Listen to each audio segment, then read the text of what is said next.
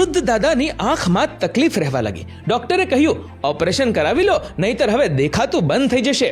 દાદાએ કહ્યું, મારે ક્યાં જરૂર છે, મારે ચાર દીકરાઓ છે, વહુઓ છે, એના દીકરા ને દીકરીઓ છે, આ બધા મારી આંખો તો છે, કોઈને કોઈ મારી મદદે આવશે જ ને. એક દિવસ ઘરમાં આગ લાગી. બધા દોડીને બહાર ભાગી ગયા અને આ દાદાને કોઈએ ન કાઢ્યા. ત્યારે બાજુમાંથી એક પાડોશી આવ્યા અને એણે દાદાને બહાર કાઢ્યા. ત્યાં સુધીમાં દાદા દાજી ચૂક્યા હતા, પણ સારું થયું કે જીવ બચી ગયો. દાદા વિચારે છે કે આજ મારી આંખ હોત તો કેટલું સારું હતું, કાશ મેં ડોક્ટરની વાત માની હોત.